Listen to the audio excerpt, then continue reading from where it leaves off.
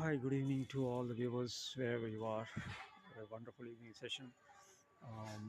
Here, I would like to start my journey in this channel with a very important topic.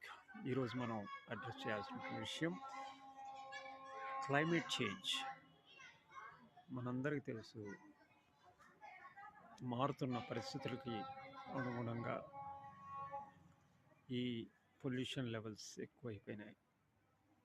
Carbon emissions వాతావరణంలోకి విపరీతంగా పంపించడం వల్ల విశ్వవ్యాప్తంగా మరి గ్లోబల్ వార్మింగ్ సమస్య ఏర్పడింది. అదేవిధంగా మంచు కొండలు కరిగిపోతున్నాయి, ఐస్బర్గ్స్. అలాగే very disastrous things happening through out the world. So floods రావటం, అనావృష్టి, డ్రాట్ సిచ్యువేషన్స్ ఏర్పడటం, ఇవన్నీ కూడా చూస్తున్నాం. సో వీటన్నిటినీ మనం అబ్జర్వ్ చేస్తూనే మనం తీసుకోవాల్సినటువంటి చర్యలను తీసుకోకపోవడం అనేది చాలా దారుణమైన విషయం. దీనికి మనం చాలా వరకు బ్లేమ్ చేస్తున్నాం. ఎవరిని బ్లేమ్ చేస్తున్నాం? ప్రభుత్వాన్ని బ్లేమ్ చేస్తున్నాం. They are not taking proper steps, proper action are a policy to address this very important topic. మనం ఏం చేస్తున్నాం యాజ్ అన్ ఇండివిజువల్గా? That's very important. మన ప్లానెట్ని కాపాడుకోవాల్సిన బాధ్యత ప్రతి ఒక్కళ్ళు మన మీద కూడా ఉంది కదా, యాజ్ అన్ ఇండివిజువల్గా. సో కాబట్టి ప్రతి ఒక్కళ్ళు ఈ సమస్యను అడ్రస్ చేయాలి. వీలైతే వారి వారి పరిధిలో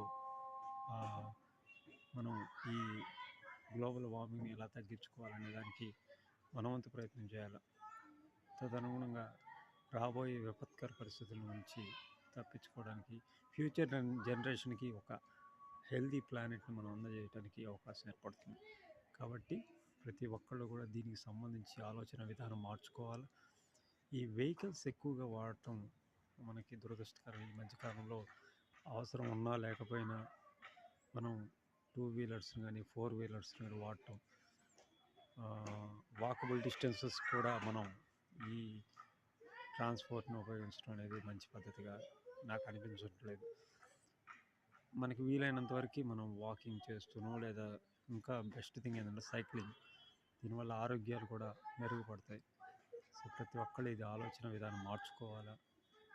మన ప్లానెట్ని మనం సురక్షితంగా ఉంచుకోవాలంటే రాబోయే కాలంలో చాలా చాలా జాగ్రత్తలు వహించాల్సిన అవసరం ఉంది.